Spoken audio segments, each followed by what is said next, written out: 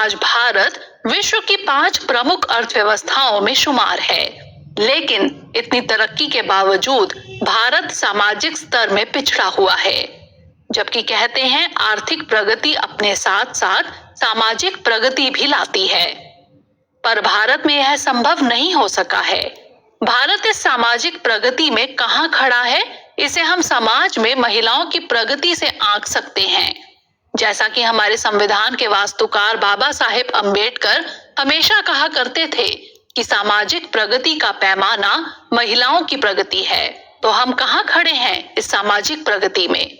विश्व आर्थिक मंच द्वारा जारी ग्लोबल जेंडर गैप रिपोर्ट 2023 के अनुसार भारत 146 देशों में 127वें रैंक पर है, तो अंतर संसदीय संघ के 1 सितंबर 2023 तक के आंकड़ों के अनुसार संसद में महिला भागीदारी के मामले में भारत 141वें नंबर पर आता है।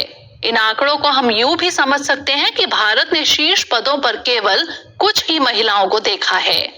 जैसा कि भारत की आजादी के बाद से आज तक केवल एक ही महिला प्रधानमंत्री तो केवल 2 ही महिला राष्ट्रपति बन सकी हैं। वहीं आज तक एक भी महिला ना उच्चतम न्यायालय में मुख्य न्यायाधीश बन सकी है, ना ही किसी महिला ने कभी उपराष्ट्रपति का पद ही हासिल किया है। वर्तमान में भी देश में पदस्थ 30 मुख्यमंत्रियों में से केवल पश्चिम बंगाल की ममता बनर्जी ही एकमात्र महिला मुख्यमंत्री है। इसे देखते हुए ही हाल में भारतीय संसद ने ऐतिहासिक फैसला लिया है। हाल ही में महिला आरक्षण संबंधित विधेयक नारी शक्ति वंदन अधिनियम लोकसभा और राज्यसभा से पारित हो चुका है। हालांकि इसे लागू करने के लिए अभी आधे राज्यों के अनुमोदन की आवश्यकता है। वैसे तो सदन के भीतर लगभग सभी दलों ने इसका समर्थन किया है, लेकिन विधेयक को लेकर विपक्ष ने कई चिंताएं भी जाहिर की हैं। जैसे कि विपक्ष का आरोप है कि इसके परिसीमन तक क्यों रोके जाने का प्रावधान किया गया है। कई समितियों की सलाह के बावजूद ओबीसी वर्ग के लिए महिला आरक्षण का प्रावधान क्यों नहीं किया गया है और कोटा के अंदर कोटा जैसे प्रावधान क्यों लागू किए गए हैं। वहीं राज्यसभा और राज्य विधान परिषदों में आरक्षण की व्यवस्था नहीं करने को लेकर भी सरकार पर सवाल उठ रहे हैं। कई विश्लेषक विधायिका में डायरेक्ट सीट के आरक्षण का भी विरोध कर रहे हैं। उनके हिसाब से इसके बेहतर विकल्प भी हो सकते हैं। ऐसे में हम देखते हैं कि विधेयक को लेकर पक्ष विपक्ष के कई सवाल जवाब हैं, जो आज चर्चा के केंद्र में हैं।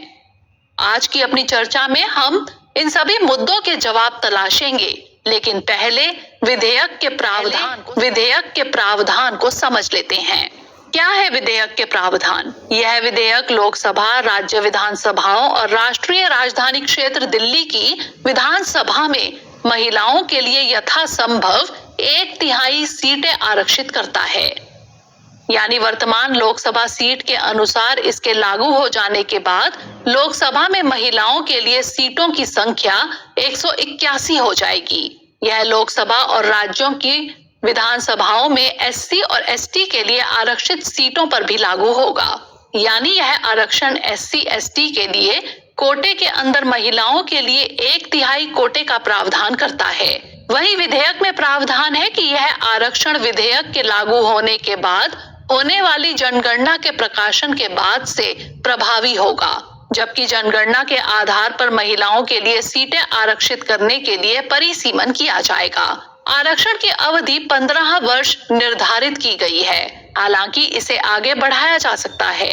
विधेयक में प्रावधान है कि इसे रोटेशन के आधार पर लागू किया जाएगा, जिसे प्रत्येक परिसीमन के बाद बदला जाएगा। इन प्रावधानों को जानने के बाद चलिए जानते हैं इसे लेकर चिंताएं क्या हैं। सबसे जरूरी चिंता तो यह है कि इसे लागू कब से किया जाएगा, इसे लेकर स्थिति स्पष्ट नहीं है। विधेयक के अनुसार यह आरक्षण विधेयक के लागू होने के बाद होने वाली जनगणना के प्रकाशन के बाद से प्रभावी होगा, लेकिन 2021 में होने वाली जनगणना कब पूरी होगी, इसे लेकर कोई स्पष्टता नहीं है। दरअसल मौजूदा संवैधानिक प्रावधानों के अनुसार 2026 के बाद होने वाला परिसीमन 2031 की जनगणना से पहले नहीं हो सकता। ऐसे में अगर 2024 में भी जनगणना शुरू होती है तो कम से कम 2 वर्ष तो लगेंगे ही। और फिर उसके बाद परिसीमन में समय लगेगा, तो भी इसे 2029 से पहले कार्यान्वित नहीं किया जा सकेगा। लेकिन 2024 की जनगणना के आधार पर परिसीमन करने के लिए संविधान के अनुच्छेद 82 और अनुच्छेद 170(3) में संशोधन की आवश्यकता थी, जो नहीं किया गया है। लेकिन इससे भी बड़ा विरोध अन्य पिछड़ी जाति के लिए आरक्षण नहीं किए जाने को लेकर है। दरअसल भारत में 1931 के बाद कभी जातिगत जनगणना हुई ही नहीं। ऐसे में ओबीसी आबादी की वास्तविक संख्या ज्ञात नहीं है, और अगर इनकी वास्तविक संख्या ज्ञात नहीं है तो आरक्षण किस आधार पर दिया जाएगा? हालांकि United district information system for education plus द्वारा स्कूल नामांकन डेटा के अनुसार ओबीसी आबादी लगभग 45% है। वहीं 1980 में मंडल आयोग ने अपनी जो रिपोर्ट सौंपी थी, उसमें ओबीसी की आबादी लगभग 52% आंकी गई है। यही कारण है कि विपक्ष लंबे समय से जातिगत जनगणना की मांग कर रहा है, लेकिन सरकार इसके लिए तैयार नहीं है। इतनी बड़ी आबादी को दरकिनार कर महिला आरक्षण लागू करने के मुद्दे पर ही सरकार की आलोचना की जा रही है। इस बाबत गीता मुखर्जी समिति ने भी 1996 में अपनी रिपोर्ट पेश करते हुए सिफारिश की थी कि महिला कोटे का विस्तार पिछड़े वर्गों तक किया जाए। विपक्ष को SC/ST के भीतर महिला कोटा लागू करने से भी आपत्ति है। उनका कहना है कि इससे इन महिलाओं की सदस्य संख्या में बहुत बड़ा अंतर नहीं आएगा। इसे हम 2022 तक के लोकसभा के आंकड़ों से समझ सकते हैं। इसके अनुसार SC/ST के लिए आरक्षित 131 सीटों में 84 SC के लिए और 47 ST के लिए हैं, और उनमें 20 सीटों पर महिलाएं चुनकर आई हैं। अब अगर हम यह माने कि SC/ST कोटे के तहत कुल 131 सीटों में 1/3 महिला के कोटे में जाती है, तो उनके हिस्से लगभग 44 सीटें आएंगी। वहीं 2022 तक लोकसभा में कुल 78 महिला सांसदों में से 20 SC/ST महिलाएं थी, जो कि लगभग 25.6% थी। लेकिन अब मान लेते हैं कि कुल महिलाएं 181 होंगी और SC/ST 44, तो कुल महिलाओं के अनुपात में उनका अनुपात लगभग 24% हो जाएगा। यानी लोकसभा में महिला सांसदों की कुल संख्या के मुकाबले SC/ST महिलाओं का प्रतिशत आरक्षण लागू होने के बाद भी लगभग समान रहेगा। अब जैसा कि विभिन्न रिपोर्ट्स कहते हैं कि SC/ST महिलाओं की समस्या बाकी महिलाओं से काफी अलग होती है।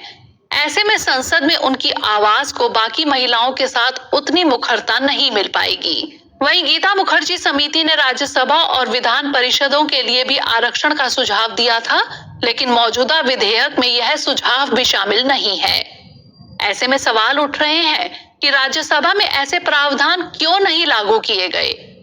लेकिन समस्या यह है कि राज्यसभा में महिलाओं की संख्या पहले से ही कम है, जहां लोकसभा में महिला सांसदों का प्रतिशत 15.24 है, वहीं राज्यसभा में यह आंकड़ा 13.9% है।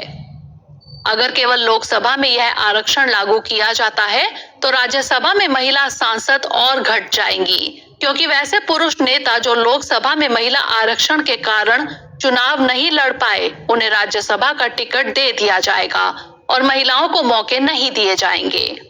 कई विश्लेषक यह भी आरोप लगा रहे हैं कि विधायिका में सीधे सीटों के आरक्षण से महिलाएं सिर्फ आरक्षित सीटों तक ही सीमित हो जाएंगी।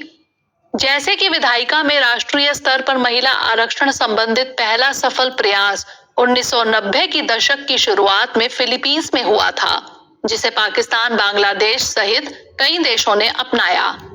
लेकिन इन देशों के आंकड़े बताते हैं कि ऐसे आरक्षण से महिला उम्मीदवारों की संख्या में तो वृद्धि होती है, लेकिन सामान्य सीटों पर इन्हें पुरुष उम्मीदवार के सामने नहीं उतारा जाता। ऐसे में भारत में भी यही होगा। इसलिए कई लोगों का कहना है कि महिला को राजनीतिक रूप से सशक्त बनाने के लिए राजनीतिक दलों में आरक्षण का प्रावधान लागू किया जाना चाहिए। यहाँ दोहरे सदस्यीय निर्वाचन क्षेत्रों में आरक्षण जानने के बाद समझते हैं सरकार के तर्क। असल में परिसीमन तक विधेयक को लागू करने का इंतजार एक बड़ा वक्त है, इसे कम किया जाना चाहिए था। हालांकि हमें यह भी समझना होगा कि परिसीमन जरूरी है, क्योंकि इसके द्वारा समान प्रतिनिधित्व सुनिश्चित करने के लिए लोकसभा और विधानसभा निर्वाचन क्षेत्रों की सीमाओं का निर्धारण किया जाता है, ताकि प्रत्येक व्यक्ति को वोट के समान महत्व सुनिश्चित किया जा सके।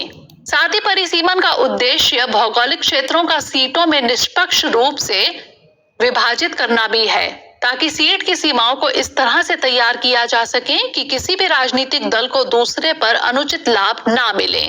यही कारण है कि जैसे जैसे आबादी बदलती है, निर्वाचन क्षेत्रों की संख्या और सीमाओं को फिर से समायोजित करने की आवश्यकता होती है। संविधान के अनुच्छेद 81, 170, 330 और 332 जो लोकसभा और राज्य विधानसभाओं में सीटों की संरचना और आरक्षण से संबंधित है, उनमें भी इस पुनर्समायोजन का उल्लेख है। वहीं संविधान के अनुच्छेद 82 के तहत परिसीमन आयोग का गठन किया जाता है। ऐसे में परिसीमन होने से महिलाओं को बेहतर प्रतिनिधित्व मिल पाएगा। वहीं ओबीसी प्रावधान के बारे में हमें समझना होगा कि संविधान द्वारा लोकसभा या राज्य विधानसभाओं में अन्य पिछड़े वर्गों को राजनीतिक आरक्षण प्रदान नहीं किया गया है। यानी संविधान द्वारा लोकसभा और राज्य विधानसभाओं में केवल अनुसूचित जाति और अनुसूचित जनजाति के लिए आरक्षण का प्रावधान है। इसके अनुसार 15% सीटें अनुसूचित जाति के लिए और 7.5% सीटें अनुसूचित जनजाति के लिए आरक्षित हैं। यानी ओबीसी महिलाओं को आरक्षण देने के लिए पहले लोकसभा और राज्य विधानसभाओं में ओबीसी कोटे के प्रावधान को लागू करना होगा। दूसरी समस्या यह है कि अगर यह प्रावधान कर भी दिया जाए तो ऐसा कैसे होगा, क्योंकि 1931 के बाद कभी जातिगत जनगणना नहीं की गई है। राज्यसभा में आरक्षण को लागू नहीं करने के पीछे सरकार के तर्क को समझने के लिए हमें राज्यसभा की चुनावी प्रक्रिया को समझना होगा। जैसे कि उच्च सदन में चुनाव सीधे तौर पर नहीं होते, यानी इसके लिए वोटिंग में हिस्सा जनता नहीं लेती, बल्कि केवल राज्य विधानसभाओं के निर्वाचित सदस्य ही इसमें हिस्सा लेते हैं। दूसरा, इसकी वोटिंग प्रक्रिया भी लोकसभा चुनाव से बिल्कुल अलग है। राज्यसभा में चुनाव होते हैं आनुपातिक प्रतिनिधित्व पद्धति के अनुसार एकल संक्रमणीय मत के आधार पर, अर्थात इसके अनुसार निर्वाचित विधायक उम्मीदवार को अपनी प्राथमिकता के आधार पर वोट देते हैं। यानी वह बैलेट पेपर पर उम्मीदवार की वरीयता का क्रम अंकित करते हैं, ना कि किसी उम्मीदवार को सीधे वोट देते हैं। सरकार का कहना है कि ऐसी प्राथमिकता क्रम में आरक्षण करना संभव नहीं हो पाता। यही कारण है कि उच्च सदन में आरक्षण का प्रावधान नहीं किया गया है। यही वजह है कि लोकसभा के बरकस राज्यसभा में SC/ST कोटे का प्रावधान नहीं किया गया है। इसलिए कई लोगों का यह भी तर्क है, संविधान निर्माता उच्च राजनीति से मुक्त रखना चाहते थे। यही कारण है कि सरकार ने भी उच्च सदन में महिला आरक्षण लागू नहीं किया। SC/ST के भीतर कोटे के प्रावधान को लागू करने के पीछे सरकार का तर्क है कि क्षैतिज आरक्षण के समान प्रतिनिधित्व मिलता है, तो वहीं सामान्य सीटों की सीमा सीमित भी नहीं होती। जहां तक बात सीटों के आरक्षण की है, तो कई विश्लेषकों का तर्क है कि दूसरे विकल्प का असर उल्टा हो सकता था, क्योंकि राजनीतिक दल महिलाओं को फिर कमजोर सीटों पर लड़ाना शुरू कर देते, जहां उनके जीतने की संभावना ही ना हो। वहीं दोहरे निर्वाचन क्षेत्रों में अगर महिलाओं को किसी अधिक प्रभावी पुरुष के सामने खड़ा किया जाएगा, तो हो सकता है कि उन्हें सामाजिक बहिष्कार का सामना करना पड़े। इन तर्क वितर्क जानने के बाद चलिए जानते हैं कि आगे की राह क्या होनी चाहिए। कोई भी नई शुरुआत अपने साथ संभावनाएं, असंभावनाएं सभी लेकर आती हैं, लेकिन इसका अर्थ यह नहीं होता कि हम असंभावनाओं के डर से आगे बढ़ना ही छोड़ दें। प्यू रिसर्च सेंटर के आंकड़े बताते हैं कि लगभग 23% भारतीय मानते हैं कि उनके देश में महिलाओं के खिलाफ बहुत भेदभाव होता है। 2013 में महिला एवं बाल विकास मंत्रालय द्वारा महिलाओं की स्थिति पर गठित उच्च स्तरीय समिति ने भी 2015 में अपनी रिपोर्ट सौंपते हुए माना कि भारत आज भी पुरुष सत्तात्मक समाज है। साथ ही भारत को लैंगिक समानता की दिशा में अभी बहुत काम करने की जरूरत है। इन आंकड़ों और रिपोर्ट से साफ है कि सामाजिक प्रगति की दिशा में भारत अभी पीछे है। ऐसे में अगर यह परिवर्तन नहीं लाया गया, तो देश की आधी आबादी को राजनीतिक समानता लाने के लिए लगभग 162 वर्षों का इंतजार करना होगा। आजादी के बाद 75 वर्षों की राजनीति में महिला भागीदारी को लोकसभा के आंकड़ों से समझा जा सकता है कि शुरुआती 5% से महिलाएं अभी तक बस 15% पर ही पहुंच पाई हैं। कई रिपोर्ट्स बताते हैं कि पंचायत में महिला आरक्षण से कई बड़े और बेहतर बदलाव हुए हैं। राष्ट्रीय स्तर पर उनकी बढ़ती भागीदारी से हम राष्ट्रीय स्तर पर इन बदलाव के वाहक बन सकते हैं, लेकिन विपक्ष और विश्लेषकों की चिंता भी जायज है। हालांकि विधेयक के संबंध में होना तो यह चाहिए था कि इसे किसी उच्च स्तरीय समिति के पास भेजा जाए और फिर इस पर संसद में चर्चा हो। इस पर शिक्षाविदों, नागरिकों और समाज के सभी वर्गों से भी राय ली जानी चाहिए थी। वहीं ओबीसी मुद्दे के राजनीतिकरण से बचकर अगर वे देश की प्रमुख आबादी हैं, उस अनुपात में उनके प्रतिनिधित्व के बारे में भी विचार किया जाना चाहिए था। सरकार जातिगत जनगणना के बारे में विचार कर सकती है। वहीं उच्च सदन में विधेयक के प्रावधान कैसे लागू किए जाते हैं, किसी विशेषज्ञ समिति से इस पर राय भी ली जा सकती थी। वैसे अभी भी देर नहीं हुई है, अभी भी सरकार इस पर विचार कर सकती है, लेकिन इसके लिए सभी दलों को पहले लाभ हानि के समीकरण से बाहर निकलकर महिला उत्थान को अपना केंद्रीय मुद्दा बनाना होगा। साथ ही विधायिका और कार्यपालिका को यह भी ध्यान देना होगा कि केवल विधायिका में महिला आरक्षण के द्वारा महिलाएं सशक्त नहीं हो पाएंगी, बल्कि जमीनी स्तर पर भी समानता के सपने को साकार करने के ठोस प्रयास करने होंगे। तो चलिए अपनी चर्चा